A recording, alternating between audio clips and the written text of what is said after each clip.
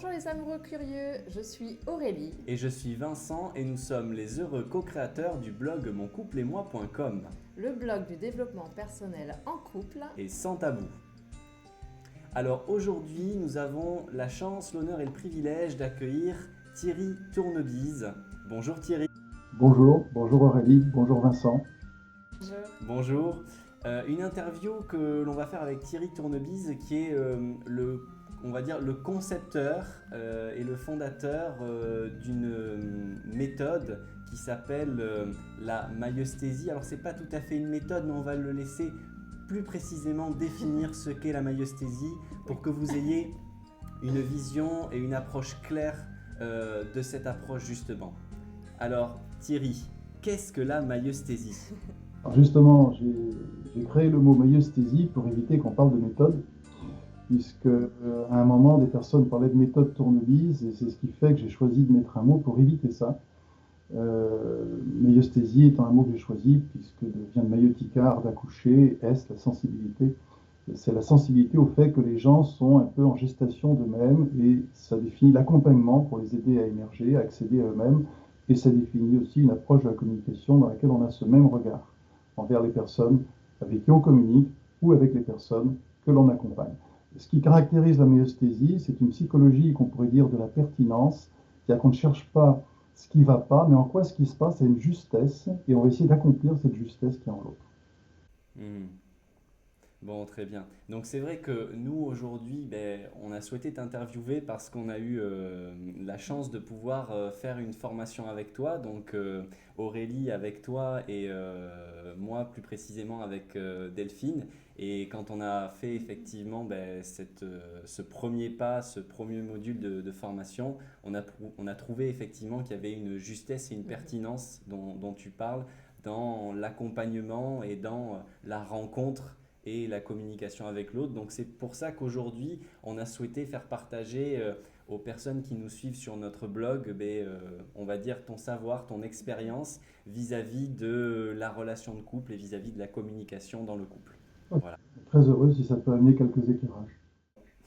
Très bien. Donc on peut commencer avec la première question. Ouais. Alors qu'est-ce que l'amour pour toi et comment le définis-tu ? Alors, la notion d'amour, c'est un petit peu compliqué à définir parce que le mot amour recouvre beaucoup de choses extrêmement différentes. Souvent, on dit qu'il faut de l'amour, on parle souvent d'empathie pour parler d'amour, mais de quel amour s'agit-il ? En fait, l'amour, les Grecs étaient plus astucieux, ils ont mis pas mal de mots pour le définir, et j'en retiens trois parmi tous ceux qu'ils ont utilisés. Il y a Eros. Eros qui est un amour de besoin de l'autre, et cet amour de besoin de l'autre est un amour intéressé. On essaye d'obtenir un avantage, une satisfaction de la part de l'autre. Il y a l'amour agapé qui est un amour généreux, qui est un amour qui n'attend pas de retour. C'est l'amour qui est dans le don, qui est désintéressé, lui par contre, mais il donne, mais l'autre est un peu submergé par le don qu'on lui fait, parce qu'il y a un autre amour qui est le mot charis, qui est défini par le mot charis, qui signifie être touché par la grâce de l'autre. Et il se trouve que quand on sait être touché par la grâce de l'autre, c'est ce qui lui permet d'être, et donc c'est ce qui permet de mieux le rencontrer. Et l'amour au sens le plus noble, souvent on met agapé au-dessus de charis, moi je mettrais charis au-dessus d'agapé, c'est vraiment la capacité de toucher par la grâce de l'autre, et quand on est touché par la grâce de l'autre, là il y a vraiment quelque chose qui nourrit l'autre en même temps que ça nous nourrit nous-mêmes. C'est-à-dire personne n'est dépossédé de rien. Charis est un amour qui est ni intéressé, ni désintéressé, mais un amour attentionné. Et on est touché par cette grâce de l'autre. Oui, parce que c'est vrai qu'on a pu nous lire en fait la notion d'éros, d'agapé, y compris de philia, mais on trouve très peu la notion effectivement de charis en termes d'amour. C'est aussi, mais charis, vraiment touché par la grâce de l'autre, charismatique, le charisme. Mais le charisme n'est pas toujours bien utilisé comme mot, parce que le charisme, c'est aussi une façon d'être brillant.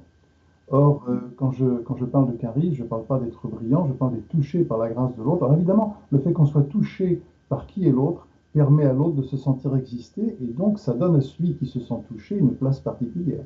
Parce que nous avons tous besoin que quelqu'un soit touché par notre présence, par qui nous sommes. C'est bien rare que les gens soient touchés par qui nous sommes, souvent ils ont envie qu'on soit un peu autrement. Du coup, ça marche moins bien, et ça on en reparlera au niveau du couple, c'est important.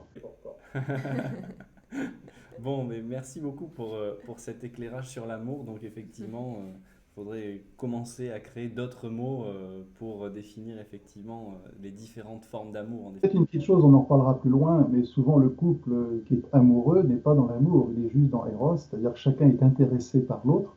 Quand c'est réciproque, c'est quand même plus commode. Si c'est pas réciproque, c'est un peu envahissant. Et puis c'est frustrant pour un et puis envahissant pour l'autre.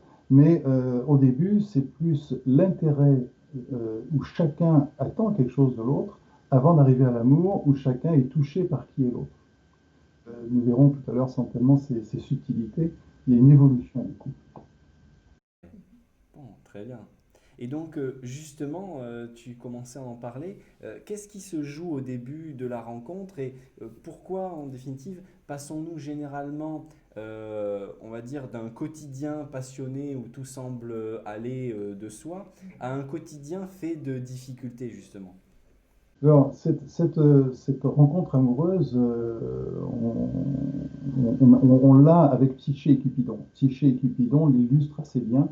J'utilise ce mythe souvent pour en parler, parce qu'en fait, bon, Psyché est une princesse humaine, bien terrestre, qui était très belle et qui faisait concurrence quelque part à Vénus, qui du coup se sentait frustrée d'être un peu moins vénérée à cause de Psyché.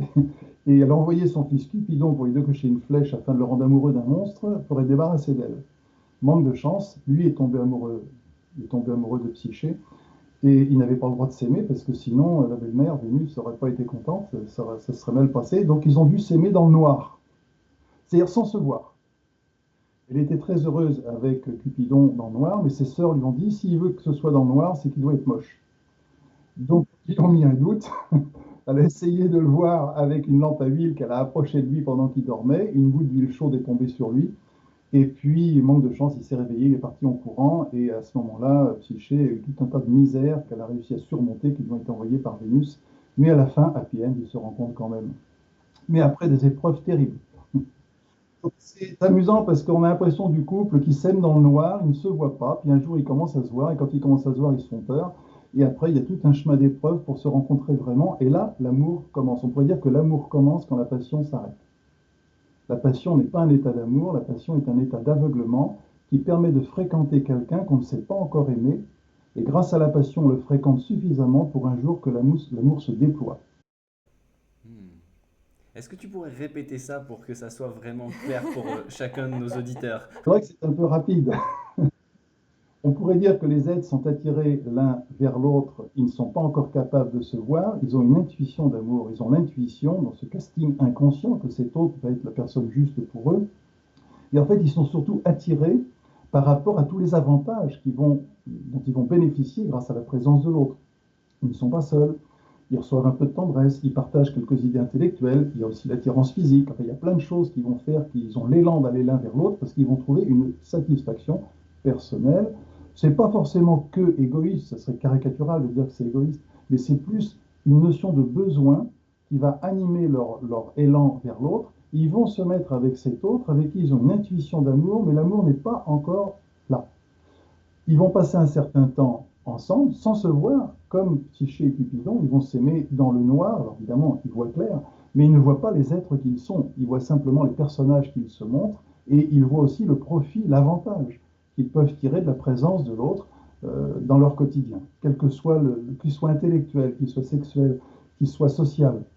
Ils vont voir l'avantage qu'ils peuvent tirer de cela, et ils ne savent pas qu'ils ont choisi inconsciemment cet autre du fait qu'ils ont certains travers encore invisibles qui vont se révéler plus tard et qui de façon systémique vont être les éléments grâce auxquels ils vont pouvoir mieux regarder en eux afin d'accéder en eux à ce qu'ils n'ont pas encore mis au monde. Ils vont pouvoir, grâce à cet autre, avancer eux-mêmes sur leur propre chemin, oser être qui ils sont, et enfin offrir à l'autre leur présence, et aussi rencontrer l'autre seulement avant que ça arrive, quand chacun des deux se révèle, eh bien, ils n'imaginaient pas qu'ils étaient comme ça, et quelquefois ça fait tellement peur qu'au moment où ils se réveillent, il y a des gens qui se quittent. Ils ne savent pas continuer, ils ne savent pas transmuter ce moment de passion en amour. L'amour qui n'est pas une version appauvrie de la passion est plutôt une version appauvrie de l'amour.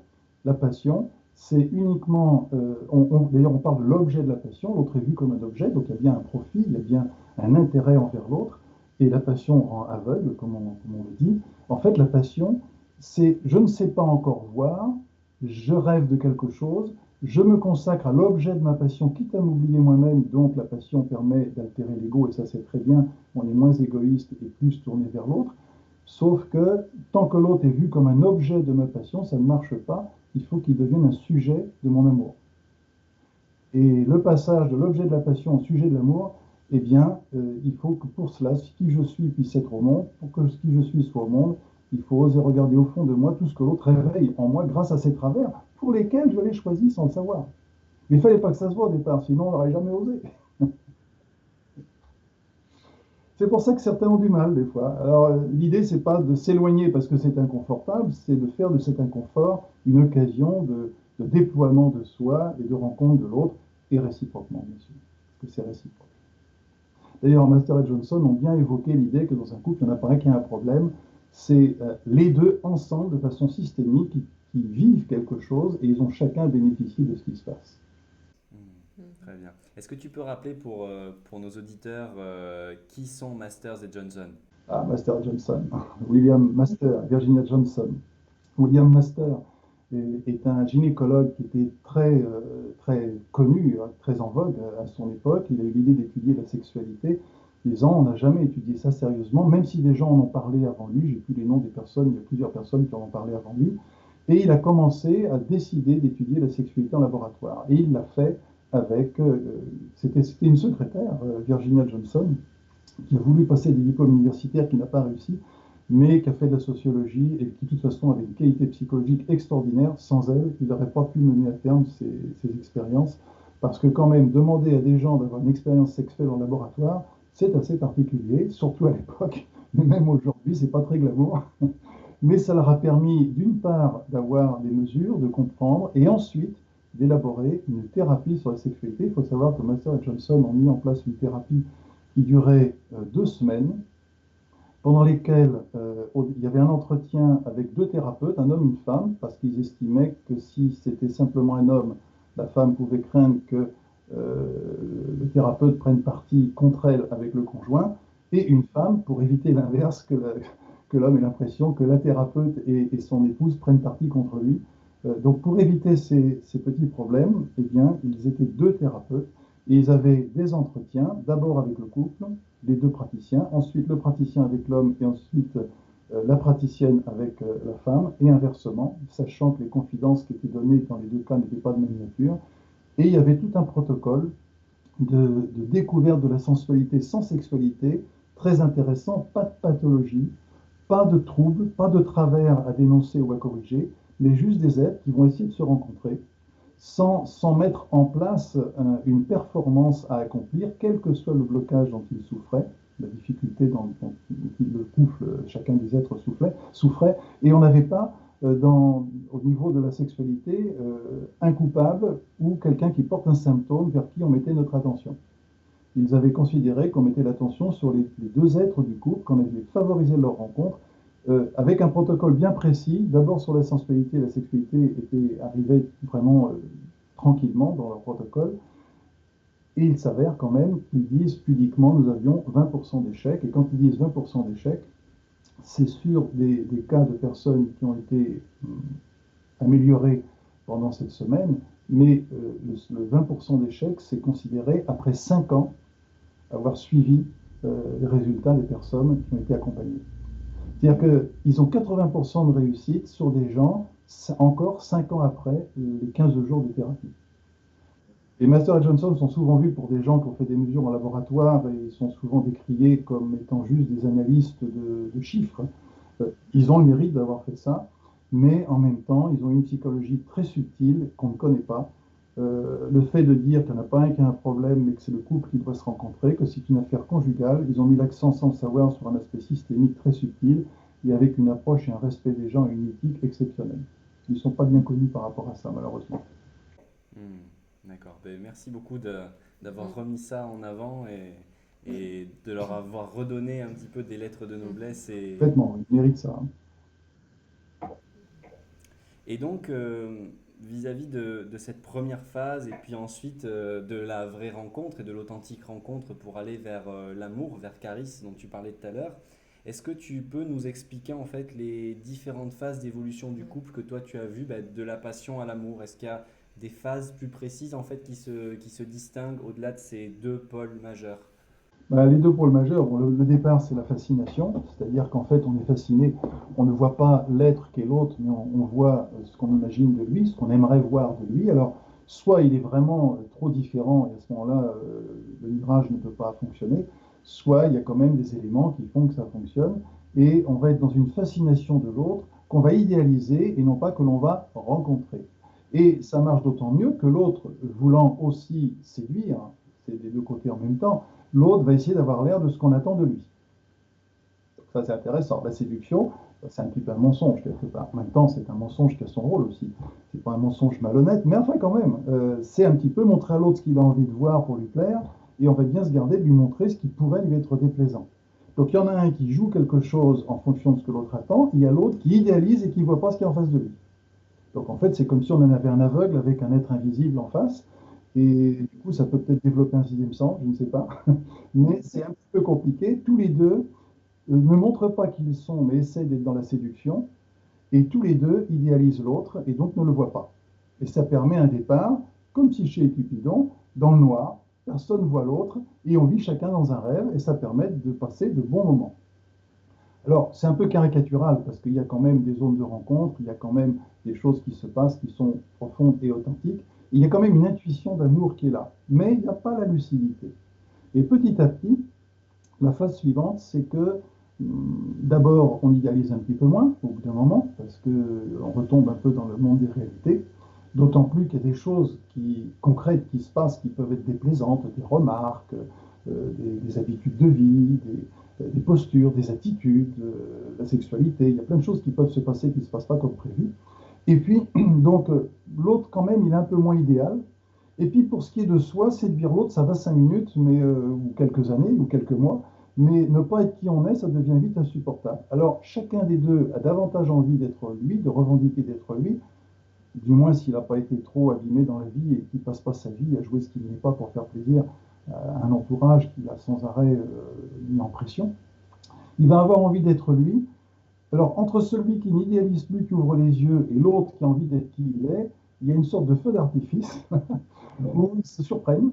Et c'est là où peut apparaître des reproches. Moi, j'ai envie d'être comme ci, puis tu vas arrêter de me dire ça. Et puis apparaissent à ce moment-là des interactions dites systémiques où il apparaît des choses qui vont rappeler des choses antérieures. C'est-à-dire qu'on va dire à l'autre, bon, ça va, t'es pas mon père, ou ça va, t'es pas ma mère, t'es pas ma sœur, t'es pas ma tante. Je suis plus un gamin. Et il va y avoir des revendications par rapport à l'autre parce que ça vient toucher chez soi exactement ce qu'on avait besoin de voir pour enfin devenir qui on est. Et devenir qui on est, c'est le processus thérapeutique de l'amnesthésie. C'est-à-dire qu'en fait, un symptôme qui émerge est là spécialement pour que ce qu'on avait enfermé en soi parce que c'était trop douloureux puisse enfin être au monde. Et quand ce qui est en nous est enfin au monde, on peut se rencontrer, on va davantage vraiment s'aimer dans la réalité, on va pouvoir se côtoyer, alors avec des différences, mais des différences qui sont une opportunité de déploiement et non plus qui sont des obstacles. Oui, donc ce que tu dis là est vraiment fondamental par rapport à ton approche effectivement de la maïeusthésie que tu as développée. C'est que le symptôme qui se manifeste n'est pas à rejeter, mais c'est simplement le signal d'aller à la rencontre d'une partie de nous-mêmes. Voilà, c'est le signal d'aller à la rencontre, l'inconfort, voire la douleur psychique qui peut résulter, est là spécialement pour que ce qui en nous un jour a souffert, parce que souvent la souffrance présente est très analogue à la souffrance qui a eu lieu autrefois. C'est ce qu'on appelle des patterns en psychologie, des répétitions d'émotions ou de souffrances émotionnelles de même nature dans des situations différentes. Je donne souvent cet exemple. Pattern, ça veut dire patron de couture en anglais. Et c'est comme si on avait gardé un patron qui, avec toutes les étoffes, nous amène à faire toujours le même costume. C'est-à-dire, quelle que soit la situation qu'on nous donne à vivre, on est toujours sapé pareil. Et en fait, l'autre, il peut faire ce qu'il veut, on éprouve toujours la même sensation parce qu'en fait, il y a deux phénomènes qui jouent conjointement. D'une part, l'autre, on l'a choisi parce qu'il a ce travers qui va le réveiller. Et d'autre part, quoi qu'il fasse, de toute façon, on ressent toujours la même chose.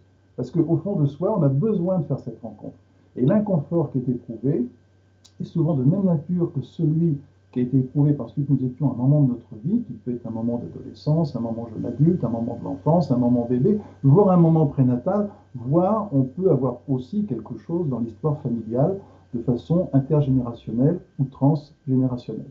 Il y a même des choses qui vont être de l'ordre du transpersonnel, qui débordent du cadre de la biographie et de l'histoire familiale. Et ça, quand c'est accompli, quand on a restauré ce qu'il y a rencontré, eh bien le symptôme, curieusement, disparaît instantanément. Car le symptôme n'était pas là à cause de ce qui a été éprouvé un jour, le symptôme était là spécialement pour que celui qu'on était, qui a éprouvé cela un jour, ne soit jamais oublié et puisse un jour être réhabilité, avoir une place au monde, et qu'on récupère sa propre intégrité. Et là, l'amour peut commencer, là. Oui, c'est déjà un chemin. Un petit peu. C'est pas forcément très long, mais parfois on n'y met pas son nez, puis on a des fois envie de partir en courant plutôt que de regarder. Alors ça donne quelque chose de particulier quand, dans un couple, parce que des gens qui ont un élan, qui ont une intuition d'amour et qui ont envie d'échanger, ils rencontrent des difficultés. Quand ils les rencontrent, s'ils aiment beaucoup l'autre, ils veulent aider l'autre par rapport aux difficultés qu'il ressent. C'est généreux. Sauf qu'ils ne voient pas que l'autre, la difficulté qu'il leur montre, c'est spécialement pour qu'eux-mêmes ils avancent.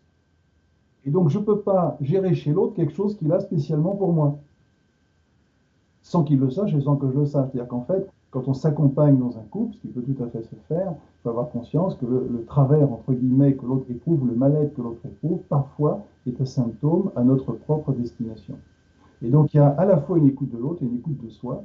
On ne peut pas simplement, et là Master Johnson avait vu très juste, c'est pas simplement qu'est-ce qui se passe chez l'autre, il faut le gérer et on va l'écouter pour le gérer. C'est il se passe ça chez l'autre, en même temps il se passe ça chez moi, et on accompagne les deux côtés en même temps. Le seul côté, c'est un peu une illusion.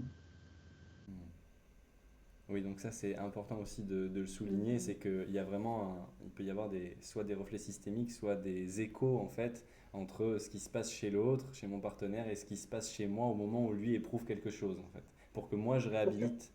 Et pour faire simple, en plus c'est réciproque, donc c'est encore parce que ça fait ce que j'appelle des mirages relationnels, et voire des doubles mirages relationnels, c'est-à-dire chacun ne voit pas vraiment ce qui est, et chacun ressent quelque chose.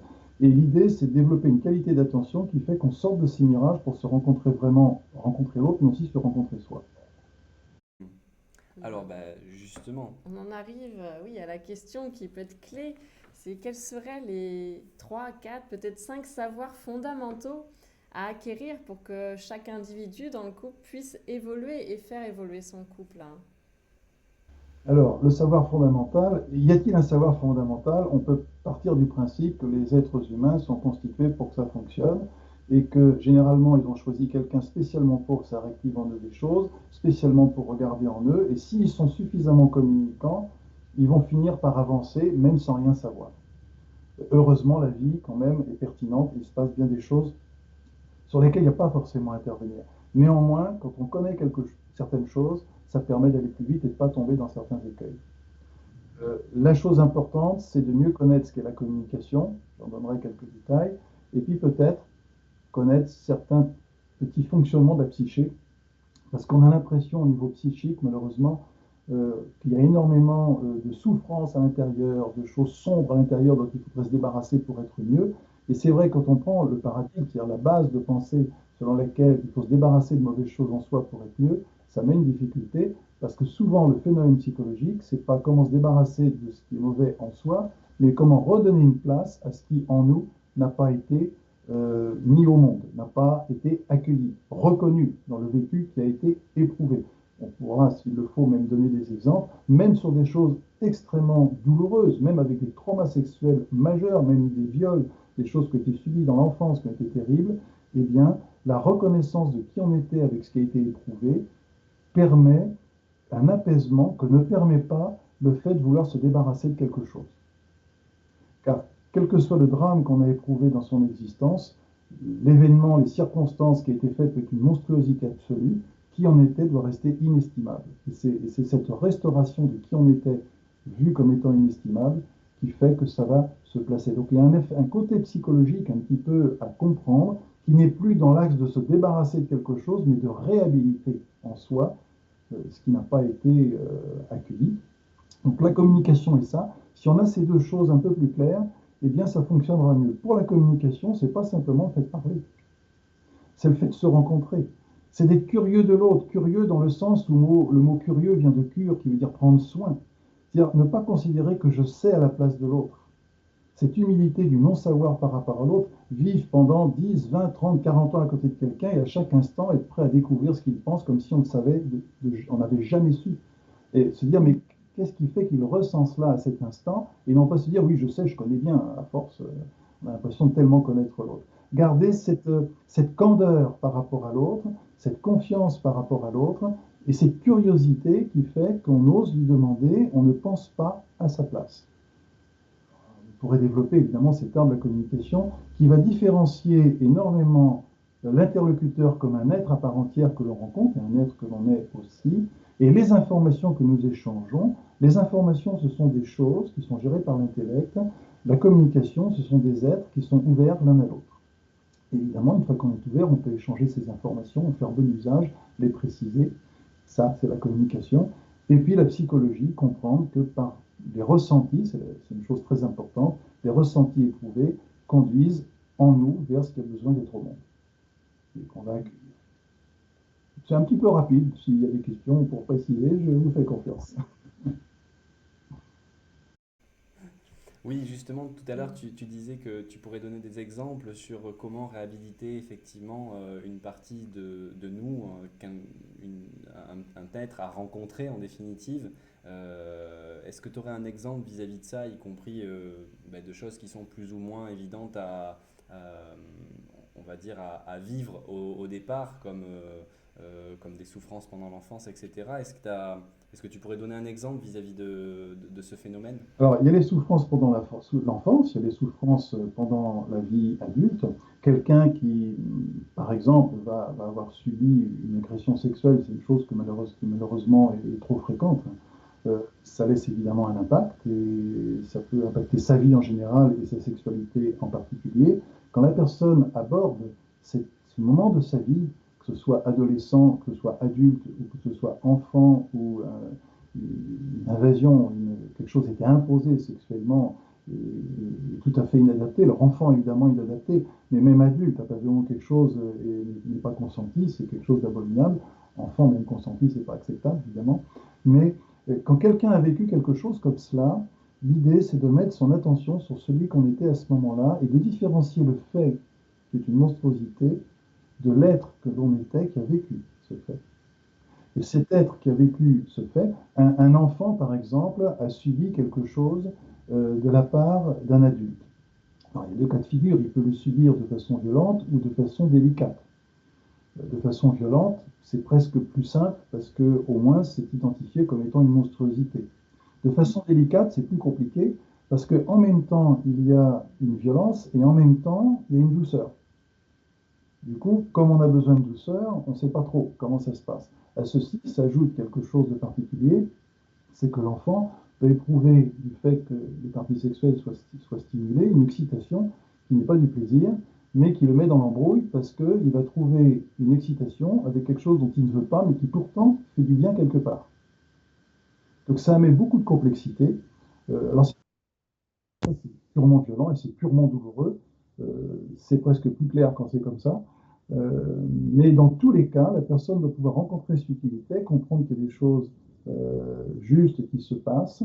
La douleur doit être reconnue, l'excitation doit être reconnue. S'il y avait du plaisir, ce qui est plutôt rare, parce que le plaisir c'est autre chose, ça doit être aussi reconnu. Et l'être qu'il était doit être entendu et reconnu comme ayant des justesses dans ce qu'il éprouve. Par contre, la monstruosité des actes qui ont été là doivent aussi être reconnus parce que ce n'est pas acceptable socialement de ne pas marquer comme étant inacceptable des actes qui ne respectent pas autrui.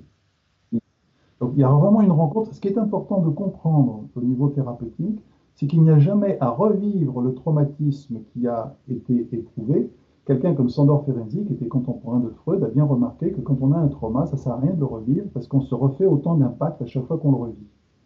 Et ça, c'est très intéressant. Toute sa vie, il a cherché un moyen de les revisiter parce que les impacts créent des clivages dans la psyché, il l'avait bien identifié. Et en fait, ces impacts, comment faire si on ne les revit pas? Il a toute sa vie, il a cherché un moyen de s'occuper de ces zones d'impact sans pour autant les revivre. Et en fait, le moyen, c'est au lieu de regarder le drame qui s'est produit, c'est de rencontrer l'être qu'on était quand le drame s'est produit. Et quand on rencontre cet être, on rencontre l'être qui a éprouvé quelque chose de douloureux, qui a subi quelque chose d'effroyable, d'effrayant, qui peut être sur un plan physique, corporel, qui peut être sur un plan psychologique, émotionnel, moral aussi. Et cet être qui a éprouvé tout cela, on ne va surtout pas tenter de l'apaiser, parce que l'apaiser, ça serait le nier encore une fois, et ça ne serait pas acceptable. Il va être accueilli, reconnu, on va lui accorder une reconnaissance, c'est-à-dire un droit d'être au monde avec nous maintenant, et on va valider le ressenti qui était le sien. Et ce qui est assez extraordinaire, c'est qu'à l'instant où celui qu'on était est d'une part reconnu et ensuite validé avec son ressenti, la reconnaissance est accordée aux êtres, la validation, c'est l'acceptation du ressenti qui était le sien. Et une fois que l'ensemble des deux est bien là, eh bien, il y a une légèreté qui apparaît d'un seul coup. Il suffisait de le reconnaître, alors que vouloir l'apaiser ne marche pas. Souvent, la tentation, quand on retrouve celui qu'on était qui a souffert, on voudrait l'apaiser. Quand on veut l'apaiser, c'est une autre façon de le nier, et ça enfonce encore un petit peu plus la douleur. Le reconnaître, lui accorder de la reconnaissance et donner une validation à l'être qu'il a avec son ressenti, ça permet vraiment un apaisement instantané. Et souvent, la vie qui suit peut être complètement différente, mais d'un seul coup. Pas après un travail qui s'éternise. À l'instant où c'est fait, c'est fait. Je ne sais pas si c'est suffisant comme. C'est peut-être pas tellement un exemple précis sur un cas, une personne. Je l'ai étendu pour que plusieurs personnes puissent se reconnaître dans ce genre de situation. Et plusieurs points clés. Comment on peut faire au quotidien pour intégrer en fait que l'autre euh, parle en fait que de lui? As-tu des exemples? Je sais qu'en formation tu parles de la soupe. Alors je ne sais pas si là tu peux reprendre cet exemple ou quelque chose de plus parlant ou autre. Je ne sais pas. Je te laisse. Oh, oui, l'exemple utilisé en formation, la soupe étant une des questions possibles qu'on peut poser. En fait, l'idée étant surtout d'être capable de demander quelque chose à quelqu'un et de valider sa réponse, quelle qu'elle soit. C'est-à-dire que quand je pose une question à quelqu'un, sa réponse ne m'est absolument pas due, car la pensée de l'autre ne nous est pas due. Nous posons d'autant mieux la question que nous sommes capables d'accepter d'être ignorants de la pensée de l'autre. C'est d'ailleurs pour ça qu'on lui demande. Donc il y a une grande humilité dans le fait de demander à l'autre. Et quand on demande quelque chose à l'autre, du genre, tiens, pour quelle raison tu as choisi de faire ça, il peut répondre quelque chose de déplaisant, du genre, parce que tu m'énerves. Et, et là, que fait-on de ça? Parce que là encore, j'ai posé la question avec un non-verbal qui était correct, mais ça serait plutôt généralement dans un coup, pourquoi tu fais ça, quoi? C'est pas aussi délicat. Donc, c'est pas une vraie question parce que c'est un reproche. Mais même en ayant une question vraiment délicate, pour quelle raison tu fais cela ou tu préfères faire ça, si l'autre dit parce que tu m'énerves, que fait-on d'une telle chose? L'autre, finalement, on lui demandait de parler de lui, il le fait. Mais en fait, il le fait. Il dit qu'il est énervé par nous. Mais il parle de nous, puisqu'il nous dit que nous, on l'énerve.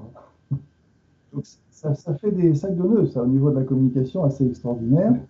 Si on a la chance d'être en bon état au moment où l'autre a cette réaction, et qu'on est vraiment communicant, on va simplement valider ce qu'il vient de nous dire. Vraiment, il y a des fois où je t'énerve. Qu'est-ce qui t'énerve le plus dans ce que je fais? Et en étant ignorant, on a le goût de rencontrer l'autre, de le découvrir par rapport à ce qu'il ressent nous concernant. Ça, c'est quand on n'a pas d'interaction systémique, ou nous-mêmes, par exemple, on a eu un parent qui nous disait sans arrêt qu'on l'énervait. Et on a un conjoint qui nous dit la même chose spécialement pour qu'on retrouve l'enfant qu'on était, qui recevait régulièrement ce reproche du parent. Et donc, il s'agit aussi en même temps ou avant de s'occuper de celui qu'on était, qui a déjà entendu ça. Il arrive des fois quand le conjoint nous dit un truc, on dit « Ouh, ça j'ai déjà entendu quelque part ».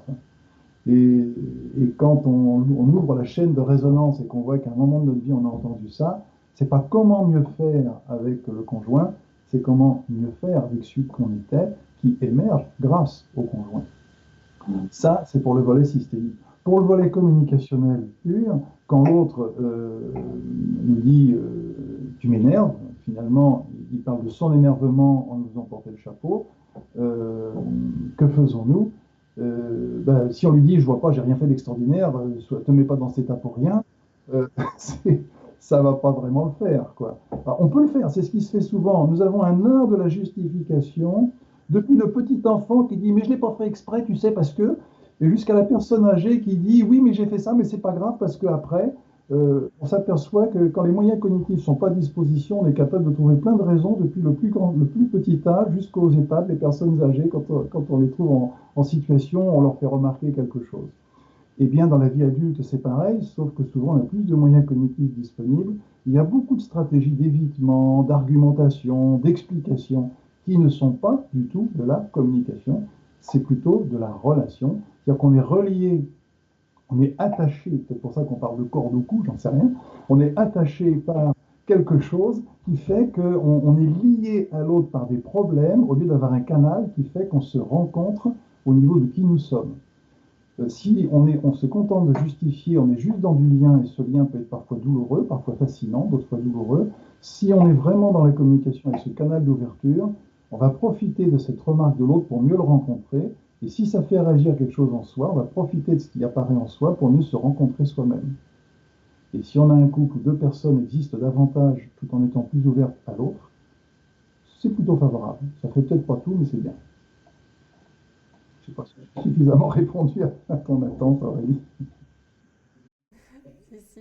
Après, j'ai une autre question qui me vient, c'est est-ce que tu pourrais plus détailler l'état communicant, en fait, comme toi tu l'entends? Parce que c'est vrai qu'on parle beaucoup de communication voilà, sur Internet, partout, et souvent on n'a pas la définition juste comme toi tu peux l'avoir de l'état communicant.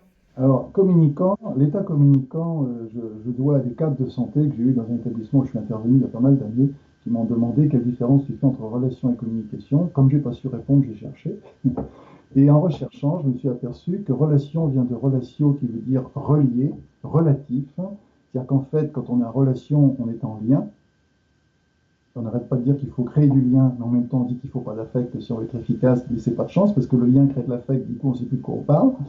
Donc après on dit oui, mais il faut une distance, la bonne distance. Ah oui, les Canadiens vont dire la bonne proximité, mais c'est ni l'un ni l'autre, c'est qu'en fait on échange que quand on est en contact, pas quand on est en distance. Que l'on soit dans des métiers de communication, qu'on soit en thérapie, qu'on soit manager, et que l'on soit avec ses enfants, que l'on soit dans son couple, partout où il y a de la communication, les êtres sont censés être en contact pour pouvoir avoir un échange efficace. Et la communication, et je parle d'état communicant, c'est un état d'ouverture. Être communicant, imaginez que deux pièces sont communicantes juste quand elles ont une porte qui permet de passer l'une à l'autre. Être communicant signifie simplement être ouvert, qu'il y ait un passage qui permette d'aller de l'un à l'autre. Et l'information circulera entre des êtres dans la mesure où ils sont ouverts l'un à l'autre. Alors le problème, c'est que quand on parle de communication, on parle plus d'information qu'on ne parle d'ouverture d'esprit. Même Paul Václavic, qui est quand même quelqu'un de majeur dans le domaine de la communication, nous a dit on ne peut pas ne pas communiquer.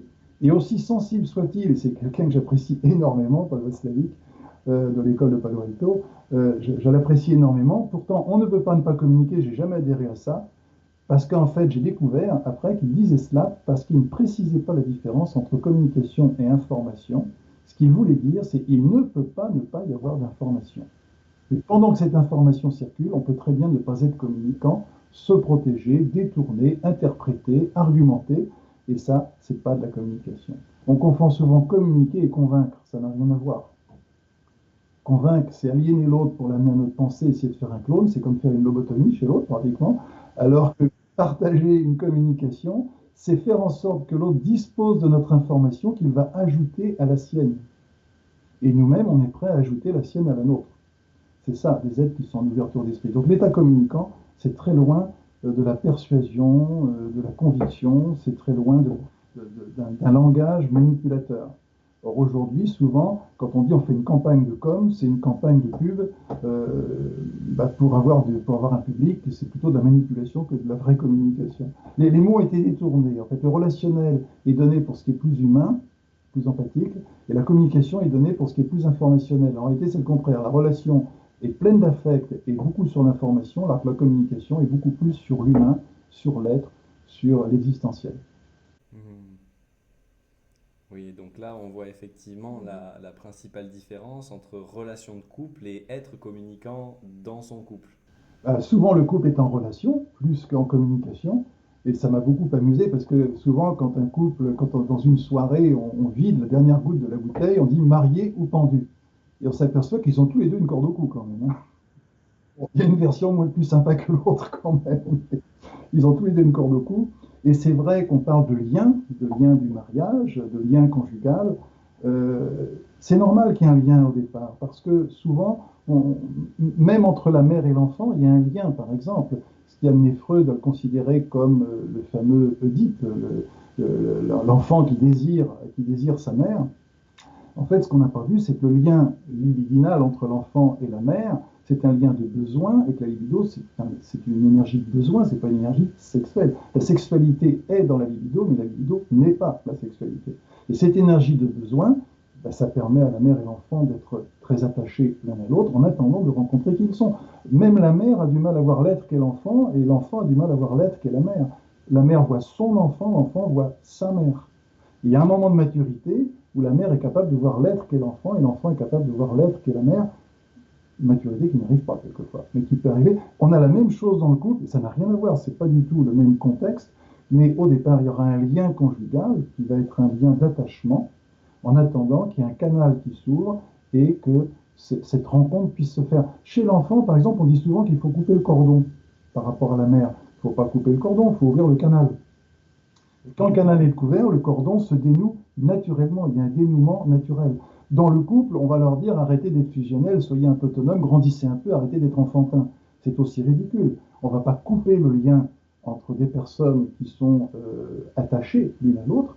On va les inviter à se rencontrer, à oser être qui ils sont, et quand ils sont qui ils sont et qu'ils se rencontrent, ils sont sûrs de ne plus se perdre sans avoir besoin d'être attachés. L'attachement, c'est la moins mauvaise stratégie qu'on a trouvée pour rester ensemble quand on n'a pas encore su se rencontrer. Mais la rencontre, le lien se défait naturellement. Et surtout, ne coupez pas le cordon ou le lien de gens qui ne se sont pas rencontrés parce qu'ils vont fuir en courant.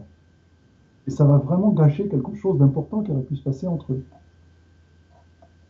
Donc il y a vraiment cette notion de rencontre en état communicant, en allant vers la communication, en ouvrant le canal comme tu le dis. Là, on commence la rencontre et du coup, le lien se dénoue de lui-même et quelque part, il n'y en a plus besoin pour se sentir proche.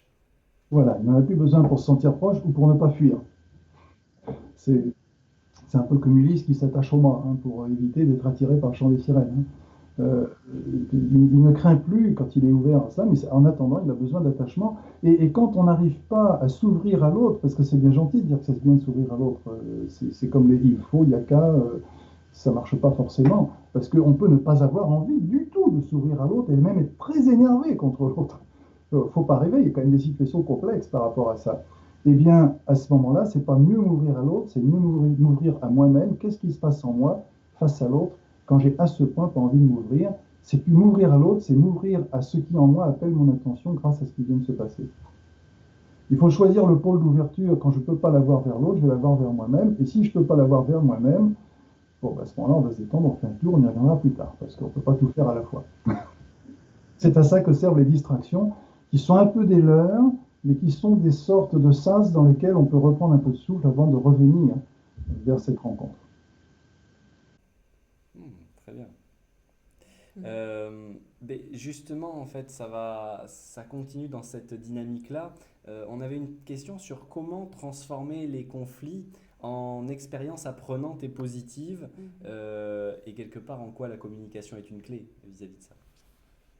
La communication est plus qu'utile, parce que s'il n'y a pas de communication, ben, on ne se rencontre pas. Mais on parle de la communication pour rencontrer l'autre, on oublie qu'il y a aussi une problématique de communication avec soi-même. Parce que nous avons beaucoup une culture d'évitement de ce qui est en nous, il faut être plus fort que soi, se maîtriser. Il paraît qu'il faut même se dépasser, et je m'amuse souvent à dire que celui qui se dépasse a peu de chances de se rencontrer. C'est vraiment être entièrement au monde et aller vers le futur avec l'entièreté de son présent, de son passé. Quelqu'un comme Sénèque disait même que la vie n'est pas longue par sa durée, mais par le fait qu'on n'en a rien retranché. C'est un précurseur des psychothérapeutes pratiquement. Et en fait, on est dans cette entièreté et chaque instant de vie avec ce que nous ressentons est une invitation à restaurer cette entièreté. Parce qu'à chaque fois que ça a été douloureux, on a fait un clivage dans cette psyché et on va avoir de multiples opportunités dans son couple, entre autres, mais aussi avec ses enfants, au travail, dans la vie sociale, de vivre des sensations qui vont nous renvoyer vers les zones de clivage dans sa psyché afin qu'on puisse enfin intégrer qui on était à ce moment-là. Et c'est seulement quand on a plus d'entièreté qu'on est plus à même de rencontrer l'autre. Mais même quand on est plus à même de rencontrer l'autre, il reste quand même une difficulté, c'est que l'autre lui-même a aussi ses mirages relationnels, ses souffrances intérieures, et on doit avoir à l'esprit qu'il y a cette curiosité à voir de l'autre. S'il réagit comme ça, il y a une bonne raison, laquelle, si j'ai l'élan de lui demander et de le rencontrer, ça va émerger. Si je veux le corriger, c'est à peu près sans espoir. Hmm. Mm. Et c'est là où naissent les conflits. Là, du coup, on a des conflits. Alors le conflit, si on comprend qu'on a une différence et que cette différence peut être une opportunité, soit pour que l'autre accède à lui-même mieux, soit pour que nous-mêmes accédions à soi-même mieux, eh bien, on va œuvrer dans ce sens. Et ça peut être les deux côtés en même temps, c'est pas forcément qu'un des deux côtés. C'est intéressant dans le couple d'avoir cette notion de systémie quand même aussi, hein. La systémie, c'est que c'est un système composé de deux éléments, mais chaque élément est constitué de sa famille aussi, de tous ses ascendants. Et c'est cet ensemble, ces deux ensembles qui se côtoient, qui forment un système où il y a une cohérence, où ce qui se passe chez l'un est là pour faire émerger quelque chose chez l'autre et réciproquement.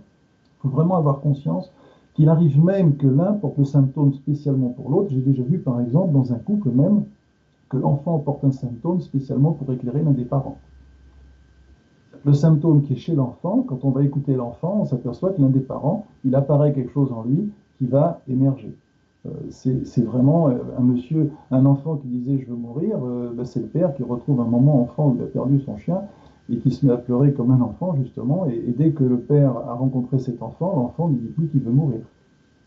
Si l'enfant portait un symptôme suffisamment important pour que les parents le remarquent, mais afin que le parent aille regarder grâce à son enfant en lui ce qu'il n'aurait pas regardé, parce qu'il va regarder son enfant, mais lui, il n'aurait pas regardé. Du fait qu'il va regarder en lui, l'enfant, il n'a plus besoin de son symptôme, il disparaît instantanément. Donc ça, c'est ce qu'on appelle du systémique. Donc c'est vrai que si on a que l'individu, ça ne va pas faire. Si on a que l'individu en face de nous, on a besoin aussi parfois d'avoir au moins des éléments pour les envisager en l'absence de l'autre, mais si l'autre est là, c'est vraiment très bien. Pour ça, quand il y a un problème de couple, si on reçoit un des deux, alors moi malheureusement je ne peux pas faire comme Master et Johnson de recevoir avec deux thérapeutes. Apparemment pour vous c'est peut-être plus faisable, je ne sais pas. Mais c'est une bonne pratique, quand c'est possible c'est une bonne pratique. Mais en tout cas, quand je peux recevoir les deux personnes du couple plutôt que celui qui est censé avoir le problème, c'est beaucoup mieux. Parce que quand l'un se révèle en présence de l'autre, il y a une rencontre qui se fait sur des choses qui sont parfois indicibles.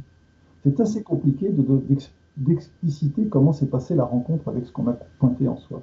Quand l'autre était présent à ce moment-là, c'est une entièreté qui s'accomplit, c'est pas simplement quelque chose chez l'un, et puis chez l'autre, ça reste en suspens. Et puis s'il y a quelque chose de systémique, c'est l'occasion de le pointer en même temps. Ça, c'est très bien. Oui, donc là, tu reviens déjà depuis quelques questions sur beaucoup revenir et s'ouvrir à soi-même, revenir à la rencontre de soi-même, revenir en fait au contact de ce qui résonne, de ce qui résonne en soi. Complètement. On ne peut pas envisager une meilleure communication avec l'autre si on n'a pas de communication avec soi-même. Et pour cette communication avec soi-même, il s'agit de sortir de la culture des exorcistes où il faut chasser le mauvais en soi, pour plutôt rencontrer la beauté qui est en soi, comme le disait Franz Feldman dans l'autonomie, voir le bon en l'autre présent et en devenir, comme l'évoque Abraham Maslow en disant que tous les problèmes psychiques, c'est juste un problème de manque d'humanité, c'est-à-dire de manque de l'humain que nous avons à être. Et il propose simplement de devenir qui on en a à être et pas de chasser quoi que ce soit en soi. Il n'est pas tellement connu pour ça, hein, Maslow. Il n'a jamais parlé de pyramide, mais il a parlé de ça. Et on lui a mis des pyramides dessus alors que ce n'est pas de lui du tout. C'est juste la hiérarchie des besoins, et non pas les pyramides des besoins. Et puis il a explicité que le trouble ne vient pas d'un mauvais truc qu'on a en soi, mais d'une humanité qu'on n'a pas encore mise au monde. Et il n'est pas connu pour ça alors que c'est quasiment un visionnaire d'avoir évoqué ça. Très bien. Nous en sommes à une autre question, c'est quelle place a la sexualité dans l'évolution du couple? La sexualité, c'est très particulier parce que la vie sexuelle des êtres, on a l'impression quand on regarde la vie sociale que personne ne fait l'amour. Tout le monde est très discret par rapport à ça. Or, ça concerne tout le monde. Paradoxe dans le fait que la sexualité est étalée partout, mais les gens vivent une vie sociale comme si ça n'existait pas chez eux. Pas toujours. Il y en a qui en parlent beaucoup, mais souvent, quand les gens en parlent beaucoup, c'est plus par ego, par fanfaronnade ou mais en parler simplement, c'est plus rare, ça arrive, mais c'est beaucoup plus rare. Or, la sexualité concerne tout le monde. Ça, c'est compliqué la sexualité parce qu'il n'y a pas de règle absolue. Les gens vont être très heureux en ayant des rapports sexuels rares, d'autres en les ayant très fréquents, et puis de la façon qui leur convient. Donc c'est assez difficile de poser des règles, même si Master et Johnson ont mis des chiffres, et même s'il y a quand même des chiffres, des statistiques. Ce qui est certain, c'est que la sexualité, chez les deux, n'est pas forcément de même nature, tout à fait pareil. Et comment vont-ils s'arranger avec une sexualité si elle a une différence? L'idée n'étant pas que l'un rende l'autre comme il a envie qu'il soit, ni réciproquement. La sexualité est quelque chose d'assez particulier. C'est vraiment au niveau de la communication un endroit qui ne souffre pas d'être dénaturé. C'est-à-dire qu'en fait, si on veut trop faire quelque chose d'agréable à l'autre, on l'instrumentalise pas, on a un pouvoir sur lui. Et ce pouvoir peut éteindre sa sexualité. Malgré tout l'investissement de délicatesse qui peut être fait, tout ce qu'on fait pour l'autre. Alors, si à l'inverse, on veut simplement avoir du plaisir avec l'autre et ne pas s'occuper de lui, alors on l'instrumentalise, on sait très bien que ça ne marche pas. Ça, c'est un peu plus évident. Ce qui est moins évident, c'est de se rendre compte que de vouloir à tout prix imposer le plaisir à l'autre, ça peut être compliqué parce que c'est une prise de pouvoir qui n'est pas acceptable. En fait, c'est très exigeant au niveau de la qualité humaine, en ce sens où l'autre, enfin chacun des deux, ne peut se sentir dans une réjouissance et même une jouissance que du fait du bonheur de l'autre. Mais ce bonheur, il ne peut pas l'éprouver en le prenant, parce que s'il le prend, il est instrumentalisé. Et il faut pour lui, pour qu'il soit heureux, que l'autre en ait, mais l'autre ne peut pas en avoir en le lui imposant, parce que sinon, il vient de faire un acte de pouvoir, et ça ne marche pas. Donc c'est quelque chose d'extrêmement ténu, qui est très difficile à mettre en mots de façon correcte, où il y a une notion de donner et de recevoir, et c'est le fameux charisme là qui prend toute sa place, c'est en étant touché par la grâce de l'autre, que soi-même on éprouve un grand bonheur, et que le bonheur qu'on éprouve donne du bonheur à l'autre et réciproquement. C'est assez compliqué à mettre en mots, et c'est quasiment impossible à stratégiquement élaborer. Ce n'est pas une affaire de stratégie, c'est vraiment une affaire d'ouverture de l'un à l'autre. Si la sexualité n'est pas épanouie dans un couple, elle n'a pas besoin d'être pareil des deux côtés. Mais s'ils ne se rencontrent pas, s'ils n'ont pas de moment de bonheur, et s'il n'y a que de la saturation ou de la frustration, ça sera vite très compliqué. Ils peuvent en parler beaucoup, mais il faut vraiment qu'il y ait un échange et qu'il y ait un équilibre satisfaisant pour les deux qui se trouvent. C'est un chemin de vie, c'est rarement quelque chose comme ça. Alors c'est compliqué parce qu'il y a des gens qui vont avoir des difficultés au départ et qui vont trouver quelque chose de très épanouissant. Il y a des gens qui vont avoir des envolées extraordinaires au départ, puis une fois que le feu est passé, ben, comme ils ne parlent pas, il ne se passe rien. Parce qu'ils ne sont pas dépassés la stade Eros. Donc en fait, ce que tu es en train de dire, c'est que il y a la notion du fait d'être, de s'ouvrir à soi et de s'ouvrir à l'autre dans un état de communicant qui va favoriser le contact, la proximité à moi et à l'autre. Plus au-delà de ça, le fait de trouver en fait son propre bonheur par le fait d'être touché par l'autre, comme tu dis avec Caris, et que ça quelque part, ce sont les bases fondamentales, pardon, pour accéder à une sexualité, je dirais, épanouissante et réjouissante pour les deux êtres que forme le couple. Tout à fait. Si on prend côté technique, on sait très bien que dans la sexualité, s'il y a des préliminaires, c'est mieux que s'il n'y en a pas. Encore que ça dépend des situations. Après tout, il n'y a pas de règle absolue. Mais a priori, les préliminaires, on va mettre des caresses. Quelqu'un qui va faire des caresses à l'autre parce que c'est bien d'en faire. C'est un peu triste quand même. Parce que si celui qui fait les caresses les fait par devoir et n'a aucun bonheur à les faire, et ben l'autre les caresses, il ne les sent pas. Pour que les caresses soient porteuses, il faut que celui qui les prodigue en éprouve un bonheur. Mais il ne faut pas que ce soit un bonheur qu'il cherche à prendre non plus. Il faut que ce soit un bonheur qu'il éprouve naturellement. Du coup, c'est un peu plus subtil, parce que s'il cherche à attraper ce bonheur en le prenant, c'est comme un voleur. Et du coup, l'autre se sent instrumentalisé. Donc on est pris entre deux choses, soit le pouvoir, soit l'instrumentalisation. Les deux sont insatisfaisants. Cependant, s'il n'y a pas cette rencontre, et Master Johnson, c'est assez intéressant comme ils avaient mis leur protocole pour les gens qui étaient en difficulté sexuelle, et Dieu sait s'ils en ont vu. En fait, il demandait aux gens de se prodiguer des caresses, l'homme vers la femme et la femme vers l'homme, d'abord l'un et plus tard l'autre, sans aucun projet sexuel et sans investigation des parties sexuelles du corps pour développer une sensualité désexualisée. Et ce n'est qu'en un deuxième temps qu'ils invitaient à des caresses à connotation sexuelle, d'abord spontanément et ensuite en se faisant guider par l'autre, parce que l'idée étant aussi d'être à l'écoute de l'autre et de ne pas prétendre savoir à la place de l'autre ce qui est agréable pour lui. Et ils font une différence intéressante en faisant la différence entre ce que l'autre aime bien et ce que l'autre nous permet de faire pendant qu'on croit qu'il aime bien alors que ça fait chier, quoi. C'est gentil, mais ça marche pas bien. Oui, c'est la chanson de Georges Brassens, quoi. Oui, elle est très bien, ça, 95%, je crois. Je l'ai cité dans un article que j'ai mis sur la sexualité sur mon site. Cette chanson de Brassens, je ne pouvais pas ne pas la citer, parce qu'elle est vraiment exceptionnelle. Ça, il y a quelques coqs qui sont un peu déçus, là.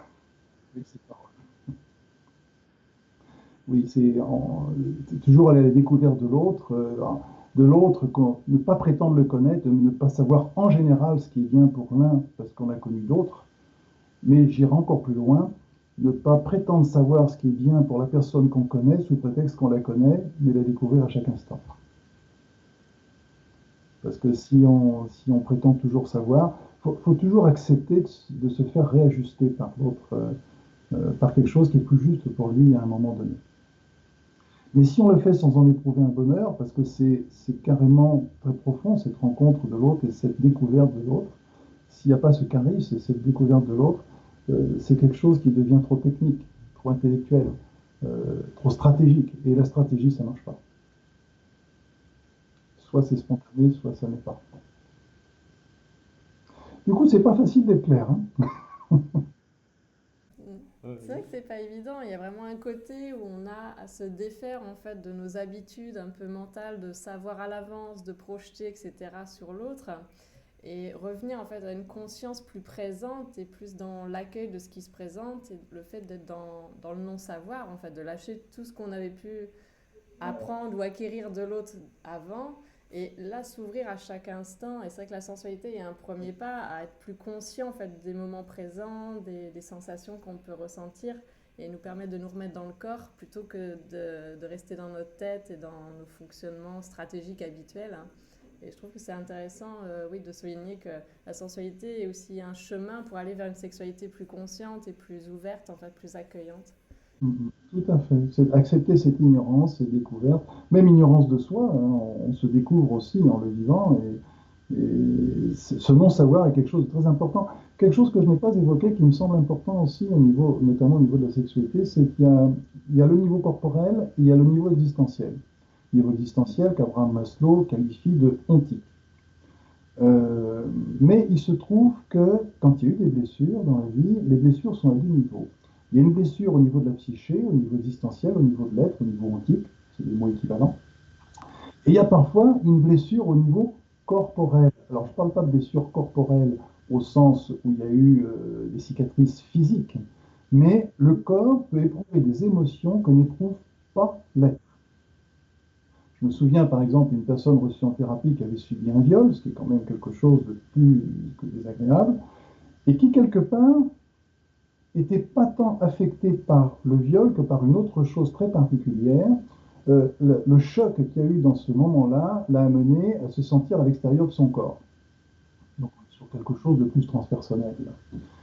Et à l'extérieur de son corps, voyant cet homme en train de faire ce truc, elle a eu une grande pitié pour cet homme qui n'en est que là à faire des trucs comme ça.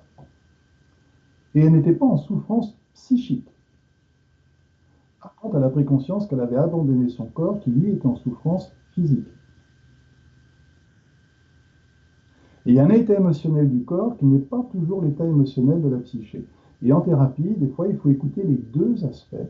L'être peut avoir éprouvé une chose, le corps en avoir éprouvé une autre, et le fait d'avoir écouté l'un ne permet pas d'écouter l'autre. Une personne que j'ai été amené à accompagner, qui avait subi des attouchements sexuels dans son enfance par un membre de la famille, elle avait géré ça très très bien, cette personne, puisque de toute façon, elle avait eu plein de stratégies à penser à autre chose, elle révisait ses maths, la personne, elle faisait plein de trucs, enfin, et puis elle pensait à plein de choses. Des fois, elle devançait les trucs pour pas qu'on vienne l'embêter, pour garder un pouvoir. Donc elle avait trouvé plein de trucs.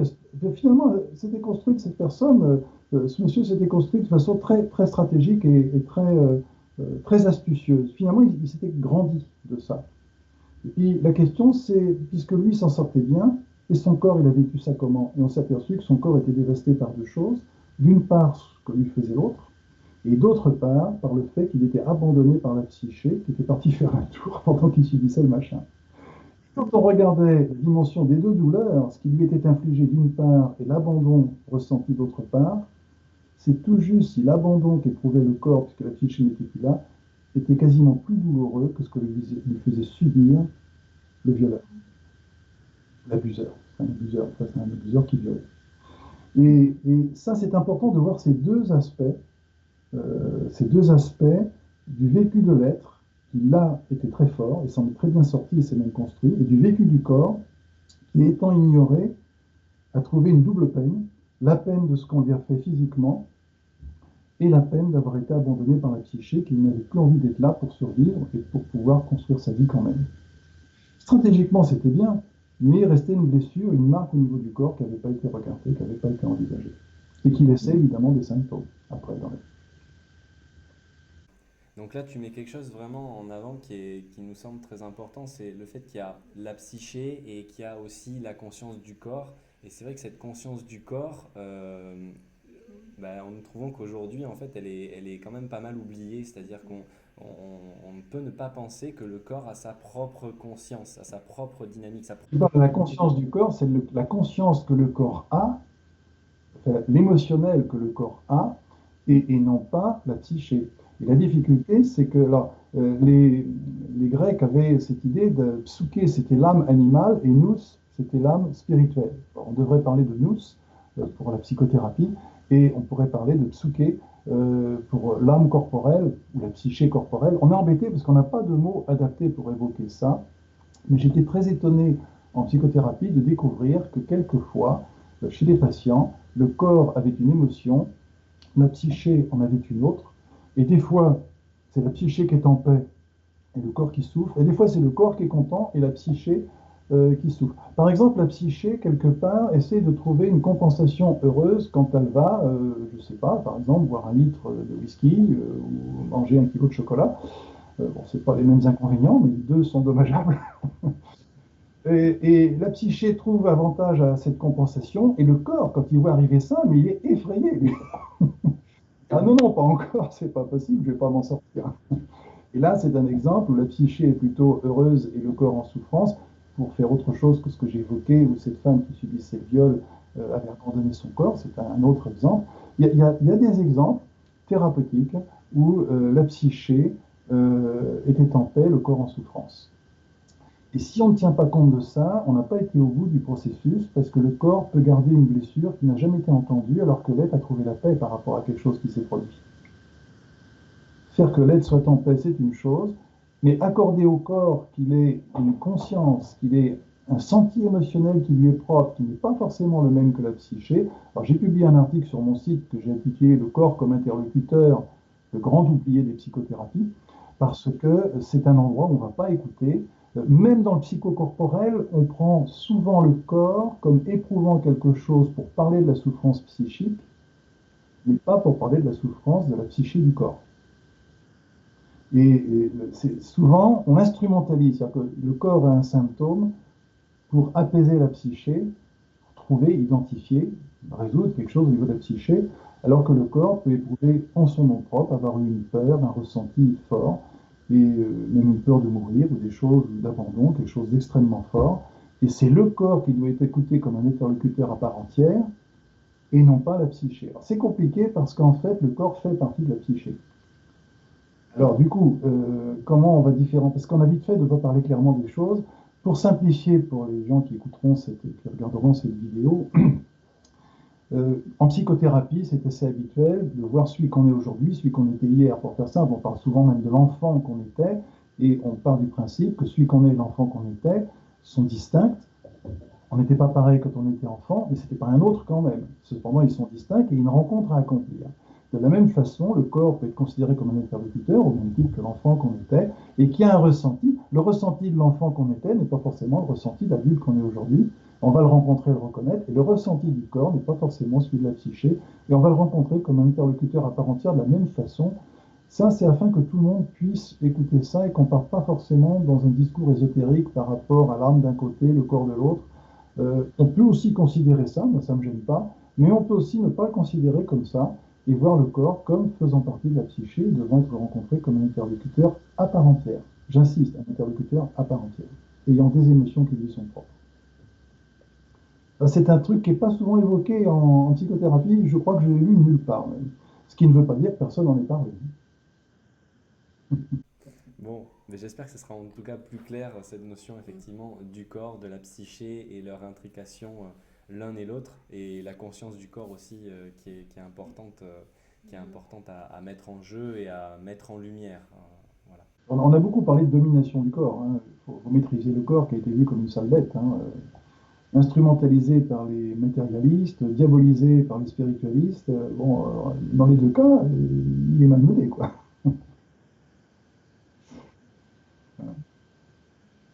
Par les spiritualistes, par les religions plus que par les spiritualistes. Alors nous voulions après la question sur la sexualité parler de la parentalité, c'est-à-dire comment vivre sereinement en fait sa vie de couple et sa nouvelle vie en fait de parents. C'est-à-dire que tant qu'on n'est que deux encore, ça peut être plus ou moins facile entre guillemets. Mais après, lorsqu'il y a des enfants, voilà, comment vivre sereinement ça aussi et comment mettre en place peut-être la communication dans la famille du coup. Parce que là, le système s'agrandit. Il y a plusieurs choses qui se passent là. Il y a un enfant, des fois il y a plein d'enfants, enfin plein, 2, 3, 4, 5. Alors, en général, il y en a 2, parfois 3. Quand un enfant arrive, la grande chose qui change, c'est la disponibilité. Le planning est un peu occupé. Autre enfant. Donc, et puis il y a la fatigabilité aussi, parce qu'il y a moins de sommeil. Parce que, bon, donc tout ça, ça rend les choses un petit peu plus difficiles. Et bien sûr, il peut y avoir des moments d'intimité. Après, il y a autre chose, c'est l'intimité, comment elle a lieu quand les enfants grandissent. On peut supposer aussi que les parents ont un lieu d'intimité pour leur sexualité. Si l'enfant dort dans la même chambre, c'est pas extraordinaire quand même d'exposer l'enfant à sa sexualité. Peut-être dans certaines cultures ça peut se faire.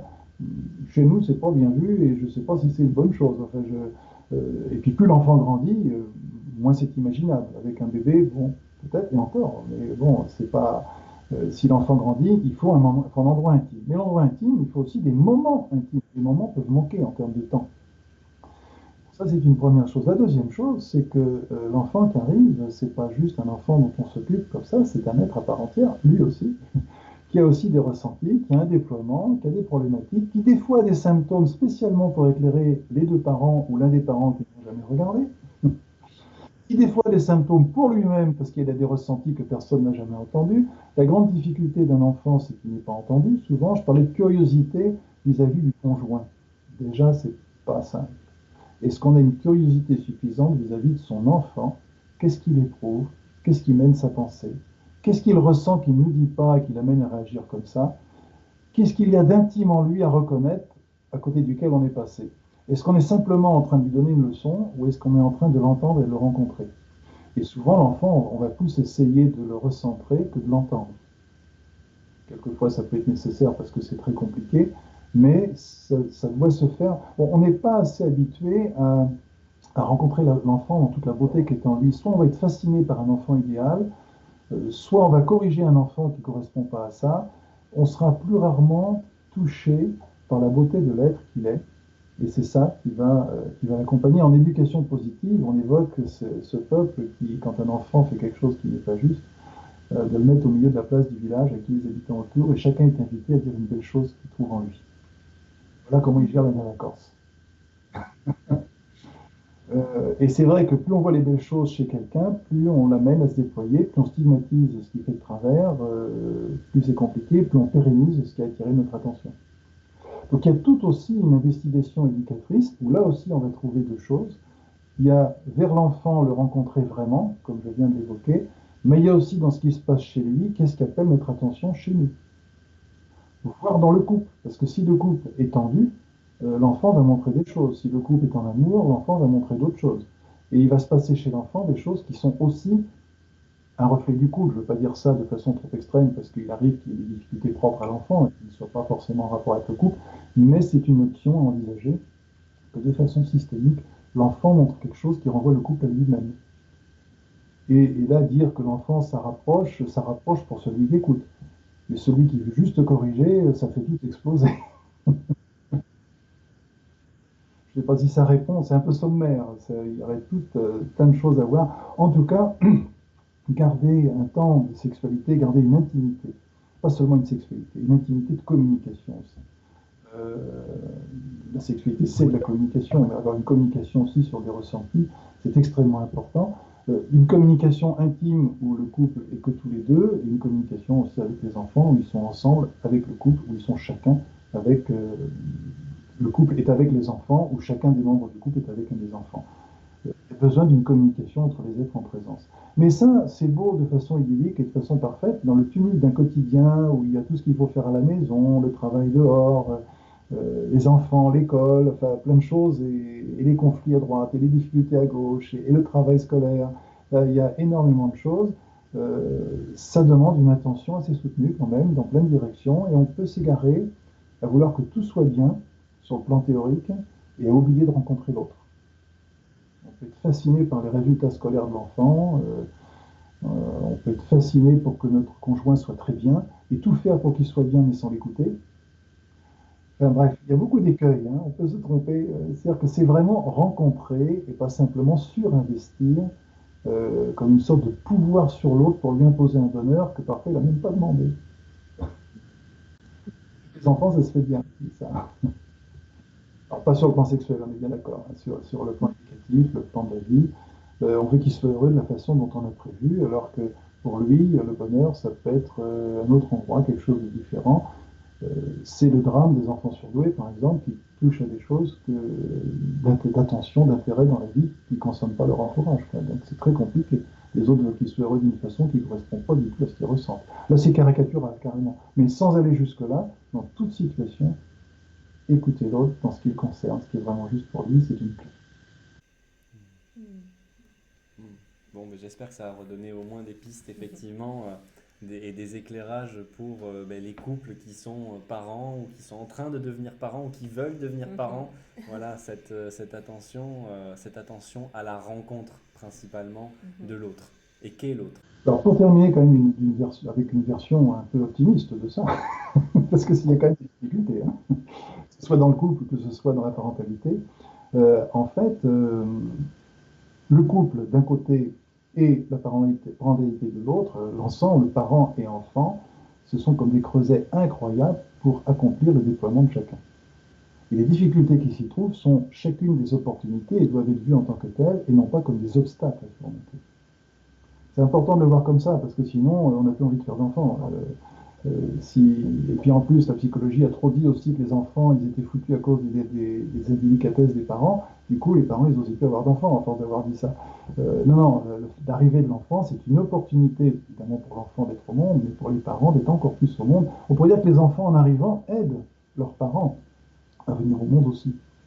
Et c'est une synergie d'émergence de tous, et non pas que des problèmes. Les problèmes qui apparaissent, c'est simplement parce qu'on ne va pas écouter tout ça, justement. Il ne faut pas le voir de façon pessimiste. Hein. C'est important, quand même. Et enfin, Thierry, pour clôturer cette interview, on avait une dernière question.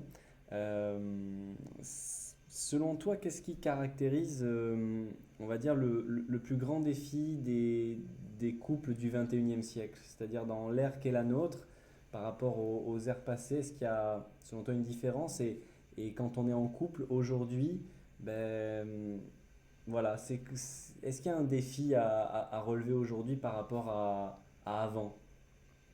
Alors le défi, c'est ambigu. Le défi, on est dans une époque où il y a beaucoup de distractions à notre disponibilité. Et l'avantage des distractions, c'est qu'elles permettent de passer à autre chose quand on est embêté. Donc l'inconvénient, c'est qu'on peut botter en touche à chaque fois qu'il y a un truc un peu compliqué et ne jamais regarder, sauf quand ça explose. Mais curieusement, autrefois, on avait moins de distractions disponibles parce que pour parler avec des gens, il fallait aller au café pour voir du monde, alors que maintenant on allume la télé, on voit du monde.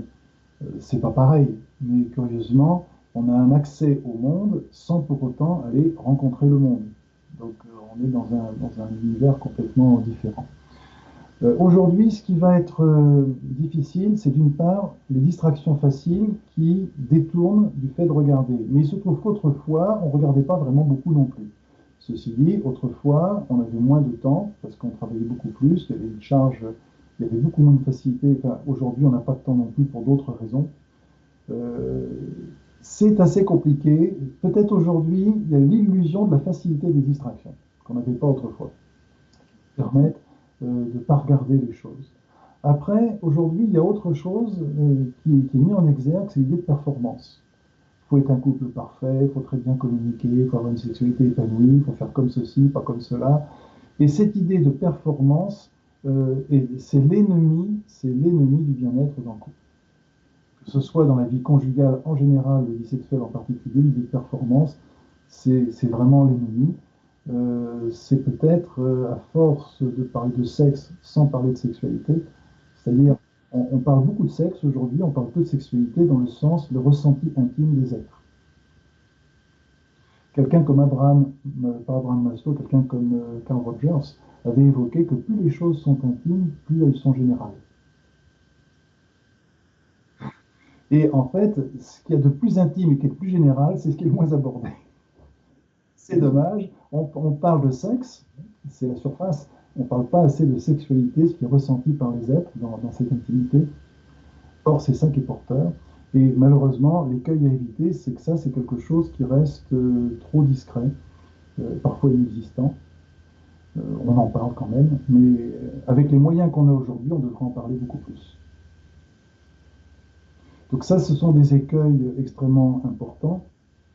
Alors la performance par les statistiques, la performance par la pornographie, la performance par rapport à ce qui est montré dans les films, où il y a des séductions, des tas de partenaires qui peuvent donner une impression d'idéalisation de quelque chose. Si les gens tombent là-dedans, alors rien que tout ça soit mauvais, non, c'est rien de mauvais dans tout ça.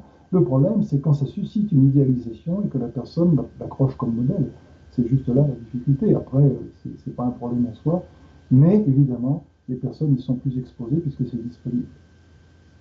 Il n'y avait pas cette notion, il n'y avait pas autant de connaissances autrefois par rapport à cela, et du coup, on était moins exposé, mais il y avait d'autres idées de performance quand même. Don Juan, c'est ancien, c'était avant notre époque. Hein. Il y avait aussi une performance là, qui n'était pas heureuse évidemment.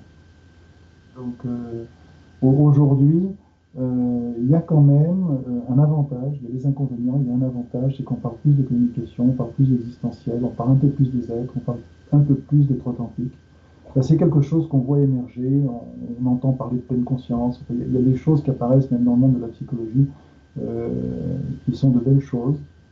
C'est un atout, je ne suis pas sûr que tout le monde dirait que ça, mais c'est un atout. On a vraiment ça qui est une belle chose aujourd'hui. Alors Thierry, pour conclure, est-ce que tu pourrais donner, on va dire, une clé fondamentale qui pourrait aider les couples aujourd'hui à être mieux dans leur vie ensemble? C'est un peu compliqué, hein. Une clé générale, la pierre philosophale de la communication conjugale. Hein. C'est un petit peu compliqué. Euh, je dirais quand même accepter de ne pas savoir à la place de l'autre, être curieux de l'autre, avoir le goût de le rencontrer, et quand on n'y arrive pas, avoir toujours aussi le goût de se rencontrer soi-même, enfin, même quand on ne cherche pas à rencontrer l'autre. C'est vraiment la rencontre de l'autre, la rencontre de soi, qui vont non pas se développer, mais se déployer au contact l'un de l'autre, être dans cette curiosité de l'autre et cette curiosité de soi, sans chercher à rien combattre, mais juste à rencontrer, à reconnaître, à découvrir, ça pourrait être une posture favorable. Mais il est bien difficile de donner une règle absolue qui fait tout. Hein. Et je voudrais souligner quand même qu'on doit aussi aller à sa propre rencontre, même quand c'est pas du fait qu'on n'arrive pas à aller à la rencontre de l'autre. Mais évidemment, quand on n'arrive pas à aller à la rencontre de l'autre et que ça nous énerve, il y a quelque chose à écouter en soi, il y a un contact à établir en soi qu'on n'a pas mis en œuvre. Et si on a ça, ça peut être une piste après. Il y a des choses à lire sur le sujet, sur mon site entre autres, et sur l'autre, et sur d'autres sites, bien sûr. Il y a des bibliographies sur mon site et sur les autres sites, il y a aussi des bibliographies. Il faut être curieux, chercher et avoir quand même aussi du discernement et de la discrimination sur ce qu'on trouve comme bibliographie parce qu'il y a quand même des choses qui vont être plus pertinentes que d'autres. Je mettrai l'attention quand même sur le fait que tout ce qui propose de combattre, résoudre, réussir avec du pouvoir, ça doit être regardé avec prudence. On ne doit pas s'en désintéresser, mais ça doit être regardé avec prudence. À l'inverse, tout ce qui propose la rencontre, la reconnaissance, la générosité, l'amour, le contact, c'est plus tranquille, il y a plus de chances que ce soit plus juste, mais si c'est trop lénifiant, ça doit aussi être regardé avec prudence. On met des anges partout et tout va bien. Bon, il y a quand même des difficultés qu'on doit aussi regarder. Mais ce qui propose le combat et le côté vainqueur mérite quand même d'être regardé avec beaucoup de prudence. Ça, je crois qu'il y a plus de risques de problèmes de ce côté-là que de l'autre. Et justement, on peut retrouver toutes ces informations sur quel site? Alors l'adresse c'est maiesthesie.com, un petit peu difficile, maiusthesie.com, et sinon, tapant mon nom, Tournebiz sur Google, le site apparaît dans le moteur de recherche, et voilà, directement, ils pourront... Alors, sur mon site, il y a quand même quelques articles, il y a plus de 70 articles, 75, 76, il y a 2000 pages. Il y en a un sur la sexualité notamment, il y en a deux sur le couple, vivre son couple, et un autre qui s'appelle Passion, et l'autre sexualité, où j'ai pris Master Johnson énormément en référence, mais pas que. Et ça sera des informations complémentaires par rapport à d'autres recherches que vos lecteurs peuvent faire. D'accord. Et par rapport au livre que tu as écrit, est-ce qu'il y en a un ou l'autre que tu conseillerais plus pour les couples? Alors les ouvrages que j'ai écrits, il y a un ouvrage de l'attirance à l'amour où j'ai une contribution de 20 pages dedans, bon, chez l'Harmattan, qui parle un peu du couple, mais j'ai fait aussi des articles sur ce sujet. Dans les autres, l'art d'être communicant, chez Dangle, c'est plutôt la communication et la psychologie, de façon assez didactique. L'écoute thérapeutique aussi, mais je ne parle pas de sexualité spécialement. Il y a des passages au niveau du couple. Alors l'histoire de Psyché et Cupidon, je l'évoque notamment dans l'écoute thérapeutique, qui est édité chez ESF. Et pour les gens qui sont praticiens, il y a un livre qui s'appelle Le Grand Livre du psychothérapeute, édité chez Erol. Il y a des exemples thérapeutiques, des exemples d'entretien, et qui reprend une bibliographie très soutenue. Eh bien, merci beaucoup Thierry. Merci pour toutes tes informations. J'espère que ça servira à nos auditeurs. Avec plaisir. Et puis merci d'avoir eu votre attention sur mon travail. Et c'est avec plaisir de le partager si ça peut ajouter quelque chose à tous ceux qui sont en recherche dans leurs informations et leurs quêtes. Alors, nous espérons par cette interview vous avoir apporté des réponses et des graines d'amour pour vous et puis votre couple. Si vous avez aimé cette vidéo, partagez-la sur vos réseaux préférés. Si vous voulez aller un peu plus loin sur la vie de couple, pour qu'elle soit plus heureuse et épanouie, vous pouvez télécharger notre guide gratuitement, les 8 clés essentielles pour une vie de couple heureuse. Et en attendant, nous vous invitons chaque jour à vous ouvrir et à vous éveiller un peu plus à l'amour qui est déjà présent en vous. À très bientôt Thierry. Au revoir. À bientôt.